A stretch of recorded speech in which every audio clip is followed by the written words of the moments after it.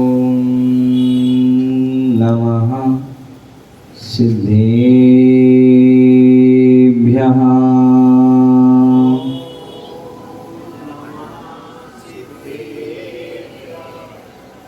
ॐ नमः सिद्धेभ्यः।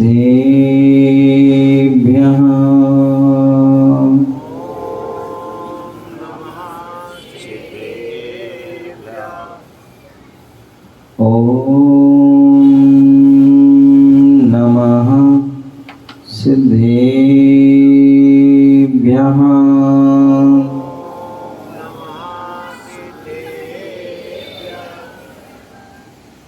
पूर्णं नमः सिद्धपदाय वाक्या मिथ्यागिरिस्वामे लोचनम् लोकान्तिके व्यासनं निशमे वन्दे जिनेशं मुनिसोवृतं तं वन्दे जिनेशं मुनिसोवृतं तं वन्दे जिनेशं मुनिसोवृतं तं भवाणवेजन्तु समूहमेने माकस्यामाहि धर्मपोता भजन्ति बुद्धि चैन सापि श्रीवर्धमानं प्रणमामि अन्तम् श्रीवर्धमानं प्रणमामि अन्तम् श्रीवर्धमानं प्रणमामि अन्तम् श्रीयादिसागर सूरीप्रधानं महावीर कीर्ति विद्याप्रदानं महावीर कीर्तिं वात्सल्यमूर्ति गुरुविमल सिंधु महातपस्वी सन्मतिं नमामि महाज्ञानी गुरुविराग नमामि महाध्यानी गुरुविराग नमामि। अनंतानंद सिद्ध परमेष्टि भगवान की अनंतानंद सिद्ध परमेष्टि भगवान की आदि प्रभु आदि ब्रह्मा आदिनाथ भगवान की चंदा प्रभु भगवान की शांतिनाथ भगवान की मुनि सुब्रत नाथ भगवान की शासन नायक भगवान महावीर स्वामी की मनोहर पारसनाथ भगवान की 2400 भगवान की परम पूज आचार्य भगवान श्री गुरुदेव श्री विराट सागर जी महामुनिराज की अहिंसामय विश्व धर्म की तीर्थराज संवेद शिखर की 10 लक्षण महाधर्म की सम्यक चारित्र धर्म की नमोकार महामंत्र की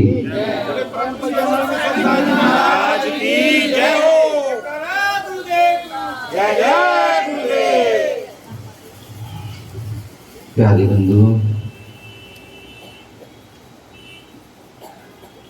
आचार्य शिवकोटि महाराज हुए जिन्होंने भगवती आराधना ग्रंथ लिखा है और उस भगवती आराधना ग्रंथ में 4 प्रकार की आराधनाओं का कथन किया है। जो 4 आराधनाओं को जो है ध्यान लेता है वह व्यक्ति आराधनीय बन जाता है।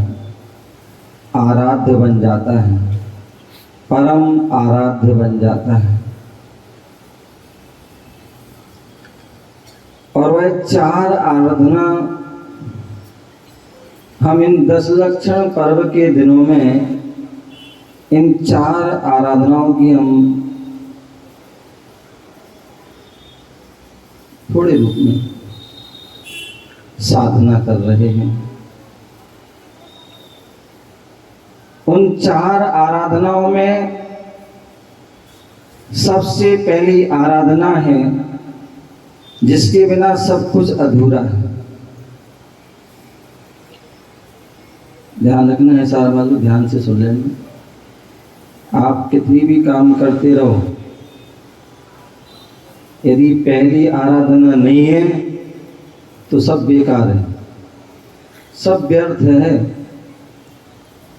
क्या 4 आराधना में पहली आराधना नहीं है तो सब कुछ व्यर्थ है, सब बेकार है। कितनी भी आप तपस्या कर लेना, कितने भी व्रत नियम संयम का पालन कर लेना, कितनी भी पूजा पाठ कर लेना, लेकिन यदि 4 आराधना में पहली आराधना नहीं है तो सब बेकार है, आचार्यों ने कहा।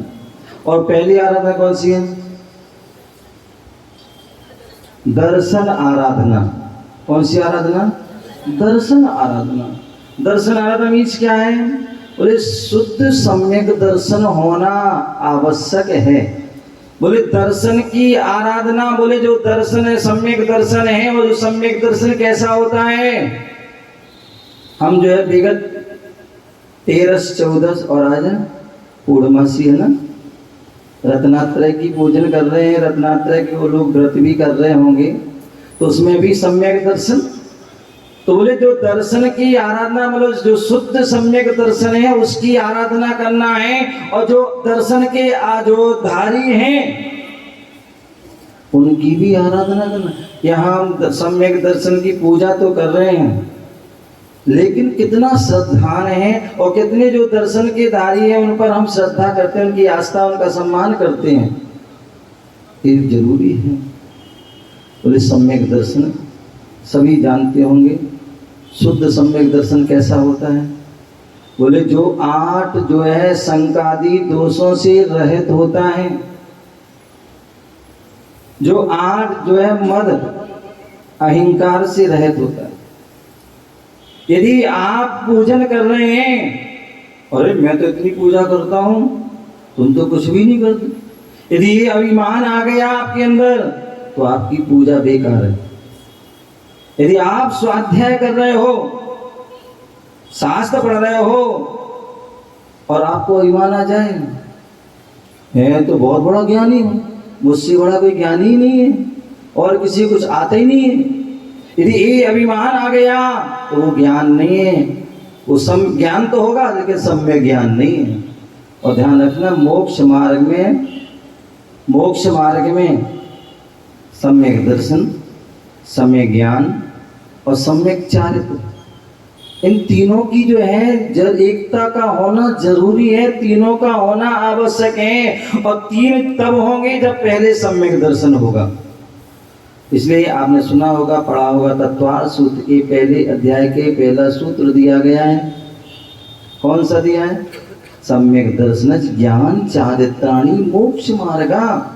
बोले वहां पर सम्यक दर्शन, दर्शन के आगे सम्यक लगा, ज्ञान के आगे सम्यक और चारित्र के आगे चार नहीं लगा है, क्योंकि सूत्र जो है अल्पक्षरी होते हैं। इसलिए वहां उन्होंने सम्यक जो आगे लगा दिया तो पीछे अपने आप लग जाएगा। कई बार पीछे लगा तो आगे भी अपने आप लग जाता, कभी बीच में लग जाता तो भी दोनों तरफ हो जाता। तो इसलिए वहां पर सम्यक दर्शन, बोले सम्यक दर्शन होगा तभी सम्यक ज्ञान होगा। जब तक सम्यक दर्शन नहीं है तो सम्यक ज्ञान नहीं हो। आपको पता होगा इंद्रभूति गौतम, कितना ज्ञान था उनके लिए, सारे वेद पुराणों का सारा ज्ञान था, लेकिन वो सम्यक ज्ञान नहीं था। सम्यक ज्ञान कब हुआ?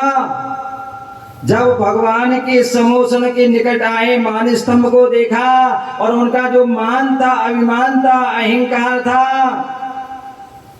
जो अपने मानते थे कि मैं बहुत बड़ा ज्ञानी, बहुत वेद विज्ञान का सब वेद जो है, वेद व्यास आदि अनेक प्रकार के ग्रंथों का जो चार उनके वेद है सबका ज्ञान है, लेकिन जब वहाँ पहुँचे मानस्तंभ के सामने देखा उनकी समोषण में भगवान का, तो उनकी जो है विभूति को देखकर इस पूजन तो कुछ भी नहीं है, और मान गलत हो जाता है, और वहीं उनका जो है सम्यक दर्शन हो जाता है। वहीं वह समोषण में जाकर के वो दीक्षा लेकर के गौतम इंद्रभूति गौरधर पहले गणधर बन जाए। तो सम्यक दर्शन होना जरूर, सम्यक दर्शन होगा तभी वह ज्ञान जितना भी होगा वह सम्यक ज्ञान। और जहाँ सम्यक ज्ञान हो गया, आचार्य उमा स्वामी महाराज से पूछा गया कि आपने सम्यक ज्ञान को बीच में क्यों रखा। पूज्यपाद स्वामी ने सर्वार्थ सिद्धि में वहां उन्होंने बताया कि जो है बीच में इसलिए रखा है कि जो है वह मध्य दीपक है। क्या है? मध्य दीपक है। आज तो जमाना बदल गया है, आज तो लाइट का जमाना हो गया, और नहीं तो पहले क्या होता था, पहले लाइट नहीं हुआ करती थी, दीपक होते थे, मिट्टी के तेल आदि का दीपक एक जो है जल जाता, या लालटेन आदि होती थी। तो क्या करते थे, जब जितनी आधे घंटे जरूरत है जला ली, उसके बाद मध्य कर दिया, बुझा दी, क्योंकि उस समय धन और हर चीज की कमी थी। तो उस समय क्या करते थे, जब दीपक जलाते थे, अब घर बहुत बड़े बड़े कई लोग होते थे, खूब बड़ा आंगन है और अंदर खूब कमरे भी हैं, क्या किया अब, लेकिन दीपक एक है, तो क्या करते थे, बोले देहरी पे रख देते थे। कहाँ रखते थे? देहरी पर। और देहरी जो दरवाजे के बीच में होती थी, थोड़ा ऊंचा सा इतना, एक उस पर रख देते थे, जिससे कि क्या होता था, बाहर भी, यहाँ भी उजाला, यहाँ अंदर, या कोई पहले झरोके होते थे खिड़की आदि, वहां रख दिया और वो उजाला। तो ज्ञान भी, सम्यक ज्ञान भी वही है, जहाँ सम्यक दर्शन होगा तो सम्यक ज्ञान होता है। और सम्यक ज्ञान होता है उसको बीच में इसलिए लिखा है कि जिससे सम्यक ज्ञान के कारण जो है हमारा चारित्र भी शुद्ध रहे और हमारा दर्शन भी शुद्ध रहे, क्योंकि यदि ज्ञान भी नहीं रहेगा तो दर्शन भी शुद्ध नहीं हो सकता, ना ही चारित्र शुद्ध हो सकता। इसलिए ज्ञान को भी लगा बीच में। और उसके बाद जहाँ सम्यक दर्शन हो गया, सम्यक ज्ञान हो गया, तो निश्चित ही फिर वह चारित्र होगा। तो ऐसे जो है मैं बता रहा था सम्यक दर्शन की बात। ये जो सम्यक दर्शन होता है वो 8 दोष से रहित, 8 मद से रहित, 6 जो है अनायतन और 3 मूर्ता, ये 25 दोष हैं। इन दोषों से रहित और सम्यक दर्शन के जो निसंकित आदि 8 जो है उनसे सहित होता है, ऐसा वह सम्यक दर्शन होता है। तो मैं बताता 4 आराधना में पहली आराधना दर्शन, जहाँ सम्यक दर्शन हो जाएगा तो वहाँ पर आपको दर्शन आराधना भी हो जाएगी, दर्शन विनय भी हो जाएगी, सम्यक दर्शन भी हो जाएगा आदि सब कुछ। और जहाँ सम्यक दर्शन हो गया तो फिर दूसरी आराधना क्या है? ज्ञान आराधना। बोले ज्ञान अध्ययन कीजिए, जिनवाणी का श्रवण कीजिए, जिनवाणी सुनिए, जिनवाणी पढ़िए। तो वो भी जिनवाणी कैसे पढ़ना, उसके भी दोष हैं। बोले संशय, विपर्य व अनध्यवसाय, ये 3 दोष नहीं होना चाहिए। वैसे तो 8 हैं, लेकिन मुख्य रूप से 3। यदि हम जिनवाणी पढ़ रहे हैं, हमें किसी प्रकार का संदेह है, ऐसा है, सही है कि गलत है, पता नहीं, लिख दिया, अब सही है गलत है, गलत। बोले जिनवाणी है, कोई मनवाणी नहीं है, जनवाणी नहीं है। क्या है? जिनवाणी। जिन माने भगवान, अनंत, जो दोषों से रहे, जिन्हें ना राग है द्वेष है। आपको तो राग हो सकता है, किसी से राग हो सकता है, किसी से द्वेष हो सकता है, लेकिन वहाँ वीतरागी है। तो इसलिए जो है जिनवाणी है। और जिनवाणी कभी असत्य नानथा मुनि भाषणम, कभी जो है अन्यथा वह वाणी नहीं होती है। इसलिए सम्यक ज्ञान, तो ज्ञान, और जब सम्यक ज्ञान प्राप्त होता है तभी हमें ज्ञान विनय भी आती है, तभी जो है क्या होता है? ज्ञान आराधना। तो ज्ञान की भी आराधना, जो द्रव्य सुख आदि है उसकी भी विनय करना है। और जो ज्ञान के धारी हैं, और मैंने पहले कहा था ज्ञानी कौन है? ज्ञानी कौन है? समय सार में जो ज्ञानी कहा, किसको कहा? मेरी भावना में ज्ञानी किसको कहा है? ऐसे ज्ञानी साधु जगत के दुख समूह को। तो वहां पर जो ज्ञानी है, जो रत्नात्रय के धारी है, वो ज्ञानी है। तो ऐसा सम्यक ज्ञान की विनय और ज्ञानी की, ज्ञान की धारी की विनय। और तीसरा जो है, जो अलग ज्ञान आराधना, तीसरी आराधना है चारित्र आराधना। आज जो दिन है चारित्र का दिन है। आज सभी ने सम्यक चारित्र की पूजा की है। द्रव्य संग्रह ग्रंथ में आचार्य नेमिचंद स्वामी अपने उस ग्रंथ में लिखते हैं, चारित्र की परिभाषा उनसे पूछी गई, चारित्र किसे कहते हैं? आचार्य समंत्रभद्र स्वामी से पूछा गया, चारित्र किसे कहते हैं? तो उन्होंने बताया, हाथ जोड़िए। असुहादो बिणी वित्ती सोए पवित्तिया जान चारित्रम बद समिधि गुत्तिरुवम व्यवहार नया दुजिण भड़ियम। कितनी सुंदर बात बोली। बोले चारित्र क्या है? केवल चारित्र की पूजन कर लेना इतने मास से कुछ नहीं है। बोले चारित्र का हमें पता भी तो होना चाहिए। अन्यथा मैं हमेशा बोलता हूं, ऐसा ना हो कि हम पूजन करते करते भी अचारित्र का पालन करते हैं। और होना ही चाहिए, हम कोई भी क्रिया करें उसमें चारित्र का पालन जरूर होना चाहिए। तो क्या कहा है? असुहादो बिणी वित्ती। जो अशुभ भाव है, अशुभ वचन है, अशुभ जो क्रिया है, बिणी वित्ती, जो विशेष रूप से उनकी निर्वृत्ति हो जाना। क्या हो जाना? विशेष रूप से जो है अशुभ क्रियाओं से, जो अशुभ क्रिया क्या है? पाप आदि जो है क्या है? हिंसा, झूठ, चोरी, कुशील, परिग्रह, क्रोध आदि, रसायन, राग द्वेष आदि हैं। ये सब क्या है? ये अशुभ है। अशुभ प्रवृत्तियां हैं, अशुभ क्रिया, अशुभ जो है वचन, अशुभ जो भाव होते हैं, इनसे विशेष रूप से निर्वृत्ति हो जाना। क्या हो जाना? आपने देखा मुनिराज, कई बार आपने देखा मुनिराज पूजा नहीं करते हैं। हो सकता कई बार मुनिराज उपवास भी नहीं करते हैं, और भी कोई विशेष साधना ना करते हो। तो क्या बोले वो, क्या जो है, क्या उनका चारित्र नहीं? क्या? अरे वो तो सही माने तो वही सकल चारित्र के धारी तो वही हैं, क्योंकि उन्होंने क्या कर दिया है? आचार्य समंत्रभद्र स्वामी ने जो है भी क्या कहा है?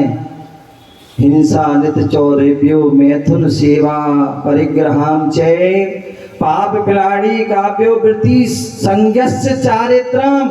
जिन्होंने जो है हिंसा, झूठ, चोरी, कुशील, परिग्रह, जो पाप की नाली है, नाली में जैसे गंदा बहता है, ऐसी जो है पाप की नाली है। इन नालियों को जो इन्होंने क्या कर दिया है? बंद कर दिया, रोक दिया है, इनसे विरक्त हो गए।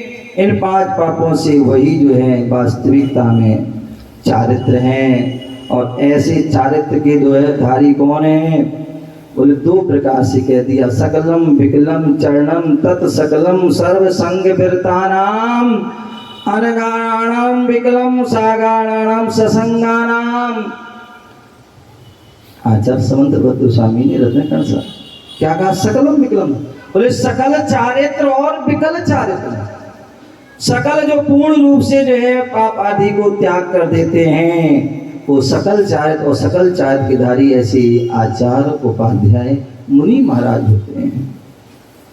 और विकल चारित्र जिन्होंने अणु रूप में, स्थूल रूप में 5 पाप का त्याग किया है, वह विकल चारित्र। एक देश चारित्र, सकल चारित्र जो परिग्रह आदि से सर्व रहते हैं। अनगाणाम, अनगारी कहते हैं ना, अनगार धर्मामृत ग्रंथ है, एक सागार धर्मामृत ग्रंथ है आसाधर का। अनगार इसमें मुनियों का पूरा वर्णन है। अनगारी जो है क्या है? घर आदि के गारी माने जो परिग्रह आदि, घर आदि के त्यागी हैं, वो अनगारी हैं। और जो सागार जो घर आदि से सहित हैं, वो सागार हैं। तो ऐसे जो है जो घर आदि के त्यागी हैं, परिग्रह के त्यागी, वो अनगारी हैं, मुनिराज हैं, वो सकल चारित हैं। और जिन्होंने सागार घर से परिग्रह से सहित है, लेकिन फिर भी थोड़े रूप में जितनी शक्ति है अणु रूप में व्रतों का पालन करते हैं। चार अपने श्रावक के जो 12 व्रत हैं, 12 व्रत, 5 अणुव्रत, 3 गुणव्रत, 4 शिक्षा, उनका पालन करते हैं। अथवा अष्टमूल गुणों का तो पालन करते। ध्यान रखना, आप कुछ करो या ना करो, कम से कम अष्टमूल गुणों का तो पालन करना ही है। उर्मिल, क्या करना है? अष्टमूल गुणों का। महाराज ऐसी लोरी सुनाते हैं कि ध्यान में चले जाते हैं। तो जो है कम से कम प्रत्येक श्रावक को, जो जैन है, वो कुछ करे या ना करे, कम से कम अष्टमूल गुणों का तो पालन करना ही चाहिए। 5 उदंबर फल, बड़ पीपर उमर, कटुमर पाकर, ये जो इसमें फोड़ोगे असंख्यात जीव निकल, ऐसे उनका त्याग। और मध्य मास मधु का त्याग। ये अष्टमूल प्रत्येक श्रावक, प्रत्येक बच्चे को, मर्द हो, युवा हो, जवान, महिला हो, सबको करना चाहिए। ये जो है श्रावक। तो जो है क्या बोल रहते हैं, मुनिराज होते हैं सकल चारित, और श्रावक अणुव्रत के धारी होते हैं, क्योंकि वह परिग्रह से सहित होते हैं। तो ऐसे में बताना था, असुहादो विनिवृत्ति, विशेष रूप से अशुभ वचन, अशुभ मन, अशुभ क्रिया से निवृत्ति होना है। और जब अशुभ क्रियाओं से निवृत्ति हो जाएंगे तो क्या होगा? हम स्वहे पवित्री जान चारित, शुभ जो है पवित्री, पाप से हमने निवृत्त। हमारे जैन धर्म में 2 क्रियाएं ध्यान रखना, एक निर्वृत्ति और एक प्रवृत्ति। निर्वृत्ति मीन छोड़ना, प्रवृत्ति माने करना, मतलब 5 पाप आदियों को त्याग करना, छोड़ना। और अणुव्रत, महाव्रत, व्रत, समिति, गुप्ति आदि जो शुभ क्रियाएं जिनसे संबंध निर्जा होती है, उनको करना। व्यवहार से चारित है। और निश्चय से चारित क्या है? अप्पा सो परमप्पा, अपनी आत्मा में ही लीन होना, आत्मा में शुद्ध में लीन होना, वह चारित्र है। ऐसे उस चारित्र को धारण करना, वही सम्यक चारित्र है। तो आज हम ऐसे उस चारित्र जो है आराधना है, उसका भी पालन करना है, चारित्र की भी विनय करना है। और चारित्र के धारी बोले 5 प्रकार का चारित्र होता है। सामायिक, छेदो प्रस्तावना, परिहार विशुद्धि, सूक्ष्म शांता, यथाख्यात, इनका बाद में विस्तार से बताएंगे। और 13 प्रकार का भी चारित्र होता है, 5 महाव्रत, 5 समिति, 3 गुप्ति, ये 13 प्रकार का भी चारित्र होता है। मुनिराज इनका जो है पूर्ण रूप से पालन करते हैं। श्रावक अपने जो अणुव्रत रूप में पालन करते हैं, ऐसा वह चारित्र होता है। तो ऐसे चारित्र की भी विनय और चारित्र की दाढ़ी की विनय। और उसके बाद में आती चौथी आराधना, कौन सी? तब आज हम सभी यहाँ बैठे हैं, किस लिए बैठे हैं? किस लिए बैठे हैं? कि जो हमारे समाज के जो है भव्य प्राणी हैं, साधक प्राणी हैं, बोले आचार्य को जो है कहते हैं कि ये पंचम काल है। क्या है?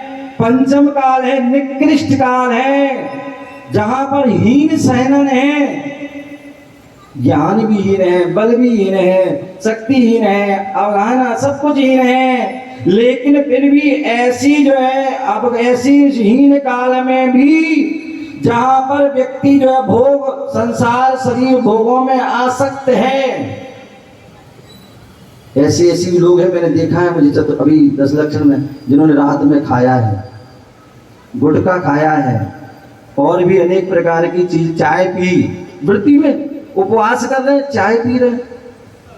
ध्यान रखना, ये उपवास में चाय नहीं होती, काढ़ा तो होता है लेकिन चाय नहीं होती। चाय का जो है व्रत नहीं माना जाता। चाय भी एक नशा है, व्यसन है, और जहां व्यसन है तो वहां जो है आपकी तपस्या नहीं है। सबसे बड़ा, मैं तो कहता हूं कभी आप कुछ करें, उपवास करें या ना करें, सबसे पहले जो है चाय का 10 लक्षण में जो है जरूर त्याग करना चाहिए। वैसे आप कोई उपवास करें या ना करें, जो बीड़ी पीता है, सिगरेट पीता है, शराब पीता है, या जो गुटखा आदि खाता, पुड़िया, सबसे पहले इनका त्याग कर दो, आपकी बहुत बड़ी साधना है। जरूरी नहीं आप उपवास करें। समझ गए ना? जरूरी नहीं है आप एकादश करें। आपने यदि रात्रि का भोजन भी त्याग कर दिया, रात्रि का पानी, अब जो भी इतनी शक्ति पानी का त्याग कर, चारों प्रकार के आहार, वो भी सबसे बड़ा उपवास है। आचार्यगण कहते हैं कि जो उपवास करने की शक्ति नहीं, कोई बात नहीं, जो यदि 6 महीने का रात्रि का भोजन कर, मतलब जो साल भर करते हैं तो उन्हें 6 महीने के उपवास का फल मिलता है। जो 1 महीने का रात्रि का भोजन का त्याग करते हैं उन्हें जो है 15 दिन के उपवास का फल मिलता है। विशाल बाबू, आप तो बहुत पुण्यशाली जीव है जिन्होंने 4 महीने के लिए आलू प्याज त्याग किए हैं, जिन्होंने 4 महीने का रात्रि भोजन त्याग। आप बड़े पुण्यशाली, चतुर्मास दिन का जो है आप निश्चित 2 महीने के उपवास का फल मिल रहा है। कोई बात नहीं, आपने 10 लक्षण उपवास किए ना, इनकी कोई बात नहीं, लेकिन रात्रि भोजन का यदि त्याग कर दिया है तो आपको 2 महीने के उपवास का फल मिलेगा। जिनने 1 महीने का भी किया तो भी उनको फल मिलेगा। ध्यान रखिए, डर त्याग से जो है डरना नहीं है, त्याग को धारण करना है, क्योंकि जैन धर्म त्यागमय है, तप का धर्म है।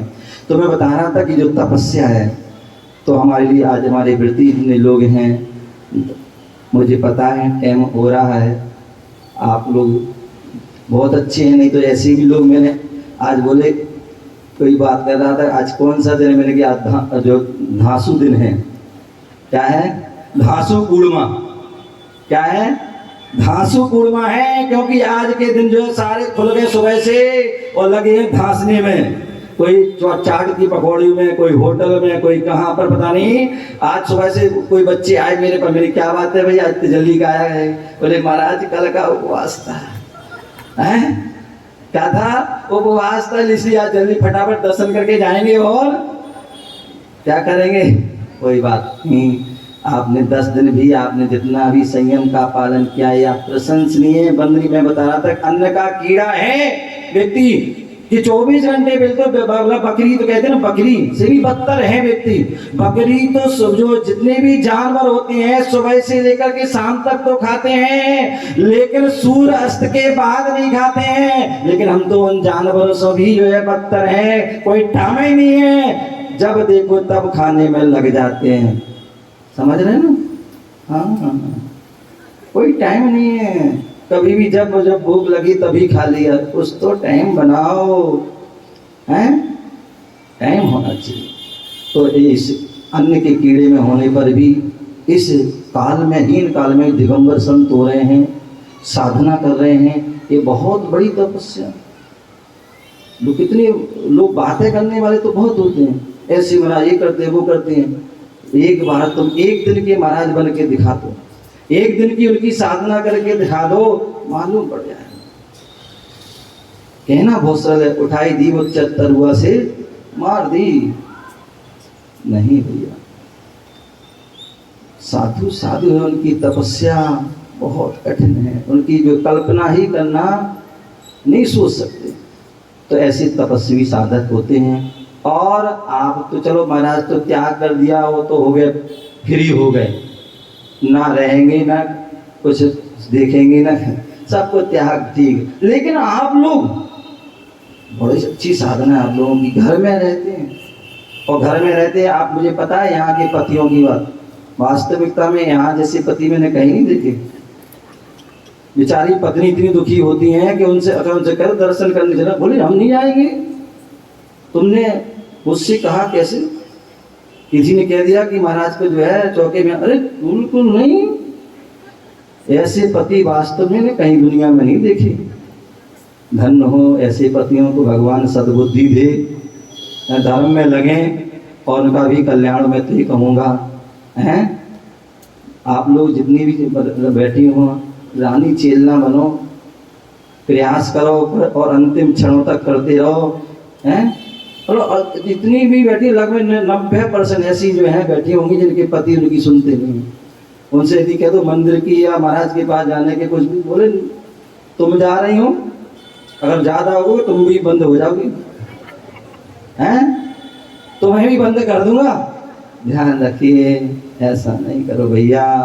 आप सोचो कि आपकी धर्म पत्नी मिली आपके धर्म के लिए, अन्यथा ऐसी भी कर्म पत्नी है जिसके बेचारे कुछ पति भी आते हैं, हो सकता है उनको रोकती हूँ, जब देखो जब तुम महाराज के पास, जब देखो जब मंदिर में है, और कुछ काम ही नहीं, ना दुकान देखना, बच्चे ना बीवी, कुछ भी नहीं देखना। ऐसी भी पत्नी है, वो पत्नी नहीं, वो धर्म पत्नी, वो तो कर्म पत्नी है। ध्यान रखिए, पत्नी अपना कर्तव्य निभाएं और पति अपना कर्तव्य निभाएं। बोले शादी किस लिए की जाती है? शादी इसलिए की जाती है कि या तो आप भैया मुनि बनो, दीक्षा लो, सबसे अच्छी बात है। नहीं बन सकते तो कम से कम सदग्रस्त बन जाओ। क्या बन जाओ? सदग्रस्त बन जाओ, सच्चे श्रावक बन जाओ। ये नहीं सच्चे पापी बन जाओ, बस दिन रात पाप कर रहे हैं, बस विषय भोगों में और आदि में पाप आरम सारम कर रहे हैं। पाप पुण्य नहीं करना है भैया। आप जब दिन रात पाप करते हैं तो पुण्य भी तो कीजिए। मंदिर आ जाओ भैया, हैं भगवान भी जो है खुश हो जाएंगे, हमारे भक्त आ गए हैं। जिस दिन जो है, जो कभी हमने जोड़ी किस लिए बनाई थी?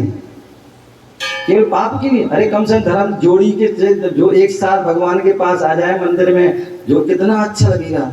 पत्नी भी खुश हो जाएगी, उसका 1 किलो खून बढ़ जाएगा कि हमारा पति मंदिर में आ गया मेरे साथ। अगर साथ में आहार देने आ गया तो कितना खुश हो जाएगा। कभी पत्नी कहे कि हम चौका लगाना चाहें और पति कहे हाँ बिल्कुल लगा लो, और नहीं कोई जरूरत नहीं है और तुम्हें लगाना अपने आप लगाओ, मैं नहीं आऊंगा, तो ध्यान रखिए ऐसा नहीं करो। आपके लिए सौभाग्य दे रही है, पुण्य दे रही है कि भैया हम तो भाव हुए, तुम भी उसमें लाभ ले लो, पुण्य कमा लो। और ध्यान रखना, कई बार ऐसा होता है आप लोग परेशान होते हो। मुझे पता है, मैं 2 महीने सब देख लिया, सारे हिसार की हिस्ट्री मुझे पता है। सारे जो है परेशान हैं, सारे दुखी हैं। अब उनसे कहो भैया कुछ धर्म कर, अरे भाई पत्नी तो करती है। अरे भाई पत्नी करती है तो पत्नी को मिलेगा। कमाने कौन जाता है? पति जाते हैं। दुकान पे कौन बैठता है? पति बैठता है। फैक्ट्री में कौन जाता है? पति जाता है। जब पति कुछ पुण्य कमाएगा तभी तो पुण्यात्मा को देख करके ग्राहक आते हैं, पापी को देख करके ग्राहक नहीं आएंगे। ध्यान रखना, दुकान पे यदि पुण्यात्मा जीव बैठेगा, ऐसे कई उदाहरण हैं। मैंने पुण्यात्मा जीव जो धर्म आदि करता है, पुण्य करता है, और वो 2 घंटे के लिए बैठ गया, तो जो व्यक्ति 12 घंटे बैठते हैं मक्खी भगाते रहते हैं, लेकिन जो 2 घंटे पुण्यात्मा बैठता है वो माला माल होके आ जाता है। तो भाई ध्यान रखना, आपके पतियों से बोल देना कि जो है अपना थोड़ा पुण्य कमा लें। क्या? जो श्रावक का धर्म करें, श्रावक के कर्तव्य का पालन करें। तो मैं बताता, आप पुण्यात्मा घर में रह करके विपरीत परिस्थिति होने पर भी, फिर भी जहाँ पर दिन रात, मैं हमेशा कहता हूँ, पहले के लोग अच्छे होते थे, परिवार अच्छे होते थे। पहले केवल 3 बार महिलाओं को रसोई में जाना पड़ता था, या तो सुबह, दोपहर में या नाश्ता के टाइम में, बस इसके बाद। आज जो है महिलाओं को नींद को जैसे जगते हैं, खुश हो रही है, बोले जैसी नींद खुलती है रसोई में घुस जाते हैं, जब तक सोते नहीं है रसोई में रहते बेचारे। ऐसी आप मतलब अपनी रसोई में रहने के बाद भी आपने उपवास कर लिया, कितनी आपने इंद्रियों को विजय कर लिया। महान है आपकी साधना। हम तो उपवास कर लेते, अपने बैठे थे कमरे में आराम से, कोई टेंशन नहीं। लेकिन आप उपवास करने के बाद पूरे जो है घर 24 रसोई में रहना, 17 चीज बना रहे हैं। कितनी चीजें बनाते हो? कभी मन करता है क्या? है अनीता, कुछ बना रहा है, सोला बना रहे हैं, पकौड़ी बना रहे हैं, दाल बना रहे हैं, कड़ी बना रहे हैं, भात बना, कोई मन कर जाता हो? नहीं करता। कितनी सुंदर बात है, कितनी तपस्या है। बोले सब, मैंने कहा था इच्छा निरोधा तपा। यदि आपने अपनी इच्छा को निरोध कर दिया वो तब आप धन्य है कि आपने 10 दिन तक जो है आपने भोजन पर पूरे अपनी दसना इंद्री पर विजय प्राप्त करी। आपने भोजन का त्याग किया, अनाज आदि का त्याग किया, मात्र पानी आदि। बहुत से लोग, अरे ये तो पानी ले लिया। अरे भैया पानी आप लेके देख लो, आप एक दिन करके देख लो, दिन भर पानी पीना, पता पड़ जाएगा। भैया कहना बहुत सरल है लेकिन करना बहुत है। आपने बहुत अच्छी साधना की, आप ऐसी ही साधना करें और अपने जो लक्ष्य है तब आराधना करके संलेखना समाधि मूल करके अपने जीवन को धन्य करें। आपकी वह तपस्या बहुत बहुत प्रशंसनीय है और आपके लिए बहुत बहुत मंगल आशीर्वाद। तो ऐसी वह तप आराधना, ये 4 प्रकार की आराधना है। इन आराधना को संत जन करते हैं और अपने जीवन को श्रेष्ठ बनाते हैं। हम श्रावक भी उन आराधना को अपनी शक्ति के अनुसार करके और अपनी भक्ति करके और अपने जीवन को सफल बना सकते हैं। यहाँ पर जो है आज 10 लक्षण पर्व में जो नमोकार महामंत्र का पाठ विगत 42 वर्षों से हो रहा है युवा मंडल। किसके द्वारा होता है? युवा मंडल जो है उन्होंने बीड़ा उठाया था, और वह आज भी वह युवा लोग, मुझे याद है रात को 70 भाई आदि जो भी जितने भी लोग हैं उनके युवा, उनके साथी पूरी रात पूरी यहाँ पर जगना और फिर सुबह दुकान पर जाना, सब कुछ करना, ये भी बहुत बड़ी जो है उनकी भी भक्ति है। नमोकार मंत्र के प्रति, भगवान पंच परमेष्टि के प्रति ये बहुत बड़ी उनकी भक्ति है कि जो जिन्होंने चालू किया था वो तो अब नहीं आते हैं, अब वो लगभग बड़े हो गए, वृद्ध हो गए होंगे, लेकिन जो आज नए लोग जुड़ गए हैं। अच्छा, हमारे भाई साहब जो अब तो युवा से वृद्ध हो गए हैं, लेकिन फिर भी उनकी जो लगाया हुआ जो बीज है, वास्तविकता में आप भी जो है प्रशंसा के पात्र हैं। आपका लगाया हुआ बीज आज जो है चल रहा है। और लेकिन मैं चाहूँगा, क्या नाम भाई साहब, सुनील जी, संजय जी जो भी हैं, जिन्होंने बीज लगाया है, लेकिन आपने तो बहुत अच्छा किया, लेकिन एक आपने की कमी है। वो मैं कमी को कहूँगा कि आपने अपने बच्चों को नहीं जोड़ा, आपने उनको अपने पोतों पोतियों को नहीं जोड़ा, आपने परिवार के लोगों को नहीं जोड़ा। तो आप ध्यान रखिए, जितनी भी जो जिन्होंने कार्य चालू किया था, आपका बहुत अच्छा प्रशंसनीय, लेकिन आप अपने बच्चों को जरूर जोड़ें, अपने नाती पोतों को जरूर जोड़ें कि भैया ये पाठ चल रहा, 10 दिन की बात है, और 10 दिन में कम से 1 घंटा जो है जरूर दें। जो अपने बच्चों को और पोतों को जरूर जोड़ेंगे, तभी वह आपका जो लगाया बीज है वह बट वृक्ष का रूप धारण करेगा, और वही जो है आपके लिए अच्छे अच्छे जो फल फूल आदि प्रदान करेगा। तो आपके लिए बहुत बहुत आशीर्वाद जो आपने बीज लगाया। और हमारे जो बंटी भाई आदि की जो टीम है, जो पूरी जो है रात पूरी जो है पूरे जो है रात का, क्योंकि रात दिन में देना तो हमारी महिलाएं हैं फिर बहुत अच्छी, वो तो दे देती, फ्री हैं, फ्री नहीं है लेकिन वो भी बिजी हैं, लेकिन फिर भी उनकी भावना है नमोकार मंत्र अपने धर्म से जुड़ी हैं, इसलिए वो देती। क्योंकि कितनी दूर दूर से आती हैं, सुबह भी आती हैं, दोपहर में भी आती है, शाम को भी आती है, 14 सेक्टर से आती है, कहीं अलग अलग स्टेज और पता नहीं कहाँ से दूर दूर से आती हैं। तो आप भी बहुत प्रशंसनीय हो ये महिलाएं, क्योंकि इन महिलाओं के बिना तो कुछ भी है ही नहीं है। यदि आज धर्म है, मुझे भी रोटी खाना है, यदि ये ना हो तो ये तो पुरुष तो क्या, हमें तो कुछ नहीं आता है, हम तो पानी भी नहीं पी सकते उठा के।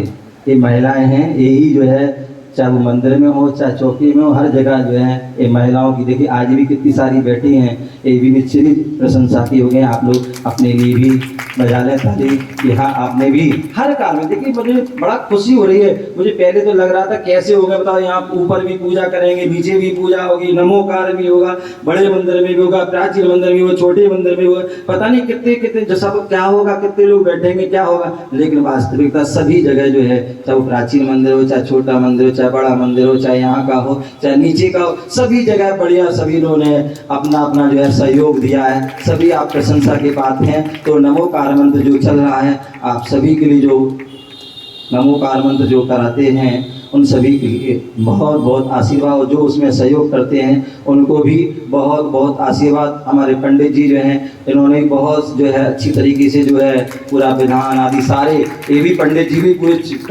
रगनी की तरह घूमते रहते हैं। यदि किसी ने कहा भाई प्राचीन मंदिर में आना ये काम है तो उसमें चले जाते हैं। कल जो है मालूम पड़ा पूजन के बीच में ही बोले महाराज आप प्रवचन करो, हम आ रहे हैं, तो उसमें छत्र चढ़ाने भी चले गए। सारे मंदिर में जो है ऊपर नमो पूजा अभिषेक और नीचे नमोकार और ऊपर जो है भक्ता, सारे चीज़ों में मतलब पूरे में सारा पूरे दोनों हाथ से जो है पुण्य कमाते हैं। क्या सारा पुण्य कमाते हैं, तो ये भी बहुत अच्छा है। और सभी जो हमारी कमेटी आदि जितनी भी जो है, मंदिर कमेटी, चतुर्मास कमेटी, सारे समाज जो है पूरे सभी ने सहयोग अपना कर रहे हैं। और रात में हमारी जो क्या नाम महिला मंडल ढोली के भाभी आदि जो गए हैं, जो उनका भी बहुत अच्छा जो है 10 लक्षण पर्व में मैं देख रहा था, 2 महीने में कोई आगे नहीं आ रहा था, समझ नहीं आ रहा था कि क्या होगा कैसे होगा। और बोले थे किसी को बुला लो, किसी को बुला लो या कलाकार को।